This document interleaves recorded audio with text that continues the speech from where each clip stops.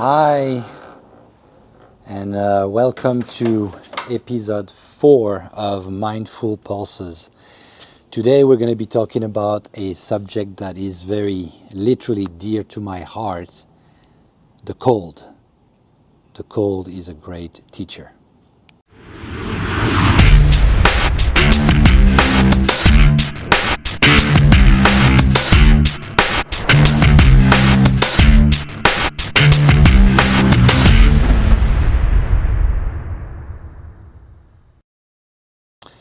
So as I'm doing this video June 15th, 2024, it would be about 6 years ago, that I heard about the story of Wim Hof, this incredible human being from Holland who had a tragedy in his life, lost his wife to suicide, and as a way to escape his grief, started to challenge himself and discovered, almost dying as he was swimming under the ice, that the cold was completely regulating and centering him and helping him cope with incredible pain, as you could imagine. And then he became famous because he's the guy who climbed Mount Everest pretty much, butt naked, and also stayed in ice for hours, etc. But besides the quote-unquote hype, there's not really a hype in his story, but besides the records that he set, what was really interesting to me was the discovery that he had made around cold, because I did recognize every time I went to back to Europe in the Alps that indeed when you got yourself into cold water, you would typically feel great. So I started to study it, and then it became more of a practice, morning showers, and also just about a year ago, I invested in what they call a cold plunge, which is basically a big bathtub that you can put outside of your house, and that regulates water to be really as cold as you want. But I think the coldest, which is where I set mine, is 39 degrees Fahrenheit, which is close to 0 degrees Celsius. So I started this practice, and I want to talk to you guys about this because I wish I had discovered this 20 years ago when I was 30 or even in my 20s, because it has had an incredible impact on my life. And I think it is worth talking about it, because I think that a lot of people would benefit from truly understanding the physiological effect, psychological effect that the cold and that extreme cold exposure have on someone's life. So let me take you through my story. As I do the video, I'm 51 years old, and as I have mentioned before, I had some heart issues recently. Had a bypass surgery about 8 months ago, and I also have 3 stents that I had installed, so to speak, about 5 years ago. So it's very much a hereditary disease. My mother, God bless her soul, passed away as she was having her 7 or 8 stent being placed in the hospital room. And long story short, I think one of the contributing factor to this was the fact that also, as any good French Italian man, I have been consuming and drinking alcohol under the form of red wine. I was never really a hard liquor guy, so never really enjoyed drinking, vodka or whiskey, but I certainly enjoy drinking red wine. And I did this for the better of the last 15 years to the tune of probably at least 2 glasses every day. And of course on weekends even more, right? At some point, you realize that it becomes a problem because it is your default mechanism to quote unquote unwind and cope with stress, right? And I guarantee you this is, at least in this country, my observation now that I have been quote unquote sober for over a year and a half. My observation is that a good 50 to 60% of professionals in this country unwind, with some form of alcohol every day. And I think it's tied to the fact that this society in America is, so much driven, and there is so much pressure, and cost is so high that everyone is sort of self-medicating. But I digress.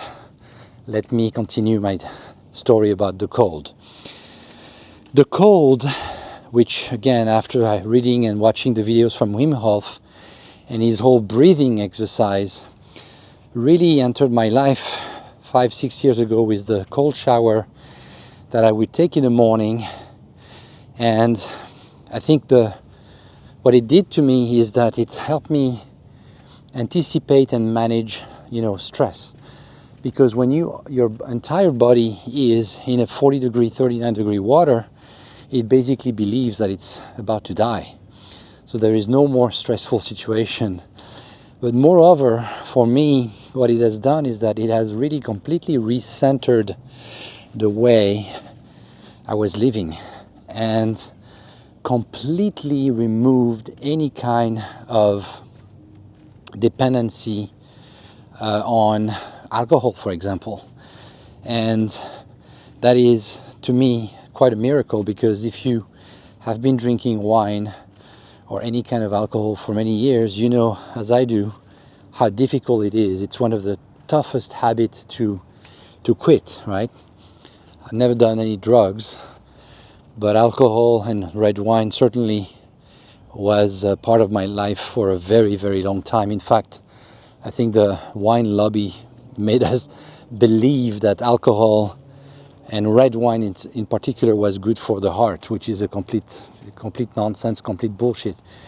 I consider that probably in 20, 30 years, when AI is well within our lives and there has been a new generation, because a lot of people who have died, they will be looking at alcohol, any kind of alcohol, as the new cigarette. And they'll be thinking about us that were born in the 70s as, and of course 60s, 50s, 40s, etc., as crazy people. Crazy people, right? Just like folks in the 70s or 80s, maybe we're looking at folks from the 50s driving without a seatbelt. So it completely eradicated that need and that dependency to, the cravings about alcohol. Not only that, but it also allowed me to have a very calm demeanor. I have a very stressful, high-pressure job where I manage a lot of people. In my practice as a chief revenue officer in a high-tech company, I've done this, for the last 20 plus years. So that also was a contributing factor probably to my health troubles. But the cold really completely revolutionized the way I was dealing with all of this in an extremely positive way.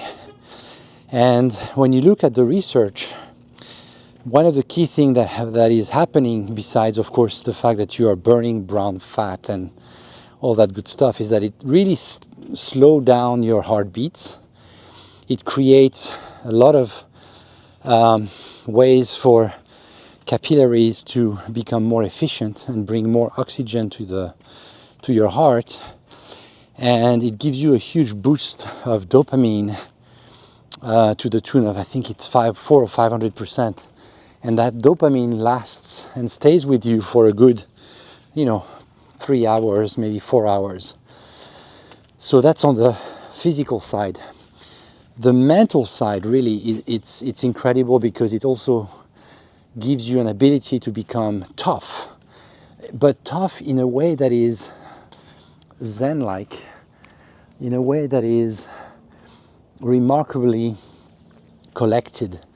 And I think when you get to that center, when you get to that way of processing information and just your whole demeanor, that has a huge impact also on the people that you work with.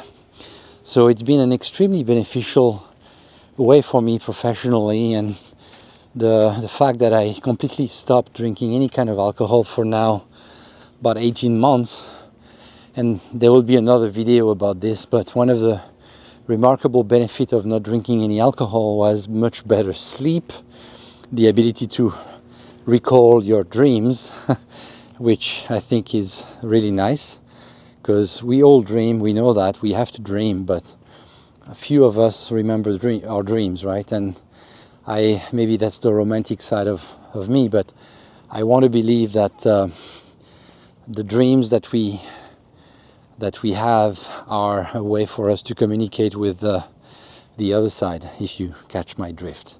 So I do think that there is a value in dreaming, and there is in fact a book that I can't recall exactly the title. I think it's called The Book of Tibetan Dreams. I have a lot of great stories about Tibet. I was there about 25 years ago. Another video about that. But so the cold, has been remarkable, and it's a great teacher. And also, besides the dopamine, the fact that it slows down your heart rate, the fact that it centers yourself, remove any kind of craving, there is also a benefit to sleep. I found myself sleeping a lot better after a good cold session. Now, it's important to keep in mind that it's not just cold exposure, right? It's the breathing exercise that goes with it, that goes along with it, the Wim Hof method, right? If you look it up on YouTube, I highly recommend it. I'm not making any money out of this. I never met the guy. I think at some point maybe I'll go to one of his trainings, because I think he's such an inspiring figure, and he's just a likable guy. And anyway, so you practice the Wim Hof method, which I think becomes in many aspects a meditation. That's what it is for me, and I really look forward to doing that. Typically I have a sauna in my house, so sometimes I go straight to the cold and just go to work, but sometimes I go and do a sauna session for about 15-20 minutes. Then I wait for about 5 minutes, because in my case it's not good to go straight away from hot to cold. So I let my heart rest a little bit, and then I go into the cold, which typically in my case is about 4 to 5 minutes at 40 degrees, right? And then after that I do some kettlebell exercising, because what happens is that once you get out of the cold, your dopamine is so high that you can actually challenge yourself and do planks and do all kinds of exercise, and it's actually quite pleasant. But the combination, and that's really my point, the combination of doing cold exposure, deep breathing exercise, and the meditation that goes with it, where you can really focus on certain aspect of your lives or certain ideas, it's tremendous. Of all the things that have impacted my life easily in the last 30 years, I will say that this has been the biggest thing ever. And it's completely natural, it's, as Wim Hof says, get high on your own supply, because you are in fact creating DMT in your system. There are multiple videos on YouTube. There is one from that crazy guy that maybe I'll share, that shows also how you can open your third eye with a much more intensive breathing exercise that's very, very intense. Not for the faint of heart, and certainly not for a beginner, but I'm not there. But I'm sure this is a practice that also is incredible. Check out this house. I mean, it's nice, but 1.7 million. I mean, I don't know. California, I guess. You know, again, we belong to a club, right? But a house like this anywhere else in America would probably be, I don't know, maybe 500,000. And beside the calmness, beside the dopamine, the ability to sleep better, to really manage stress in a much more efficient way, the other thing that was quite remarkable in my view is that it really helped me to be in the present, because the pain initially, the first minute, right, in that coldness is so extreme that you have to be in the present. And I think that it is probably one of the most positive things that you could do today, especially because we are bombarded by all of the screens, and everybody's already kind of wired to that you know a third entity or second entity, call it whatever you want, phones, which are becoming an extension of who we are as human beings, and we're no longer in the present moment, right? We're no longer living our lives, unfortunately. So the cold, at least for a few minutes and potentially for a few hours after that, really makes you and bring you down to planet Earth, so to speak, drives you and make you be in the right, in the moment. Now, I would not recommend anyone starting with cold exposure to do this, at 40 degrees from the beginning, 5 minutes. I would recommend starting at maybe 55, 56 degrees and going incrementally, probably 1 minute. I would recommend at least 2 minutes, because the first minute is the hardest one, right? I usually put some water on my face first, some on the back of my neck, and then the trick is to stand in the bathtub, and as you are ready to immerse yourself, you anticipate the shock. So you don't wait, when you get into a very cold situation, you go, oh, you can't breathe. So what you do is you anticipate that moment by breathing and taking that big inhale first. So before you immerse yourself, you go, oh, and then you go in. That's a really good way to manage the initial shock. And then you go with deep breathing, deep inhale, and slow exhale for at least 4 or 5 seconds, and then deep inhale, and then slow exhale. And you'll recognize that after probably 10 of those, you will start managing the cold, and it will be fine. And usually what I do is after 10 inhale, 10 exhale, I actually do a dunk. So it's going under with your head for about 25 seconds. And as I surface out from the water, I feel spectacular. Like, it's such an amazing initial feeling, when you expose your head also to the cold. You just feel reborn. Not easy, but so worth it. And it becomes a practice, right? You can do it twice a day. You can do it once a day. You can do it every day. You can do it every week, once a week, maybe every couple of days. The point is, every time you are in a situation where you're fighting your demons, right? Whether it is addiction of any kind to hopefully not drugs, but alcohol, or any kind of mental breakdown or mental illness, you will be able to completely neutralize those negative, dark feelings by just exposing yourself to the cold. This is probably the biggest secret that the pharmaceutical industry doesn't want you to know, for good reasons, right? It's free. I mean, you could get a cold shower for free. You could get the cold plunge today, probably get a nice one for a few $1,000s, but it's so worth it, so worth it. So I could speak, as you can tell, at length about my experience. I've been doing this now for several years.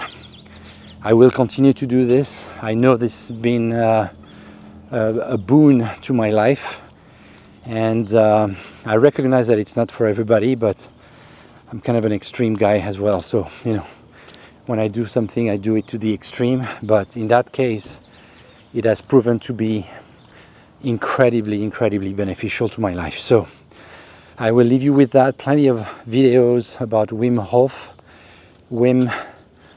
Hof method on Google, on YouTube. I hope you enjoyed that video. If you did, give me a like, share, and of course subscribe. And if you missed any of my other videos, you can check them on this side or that side. Thank you. Have a wonderful rest of your Saturday, and happy Father's Day for those fathers that will be celebrating that tomorrow. Over and out. Thank you.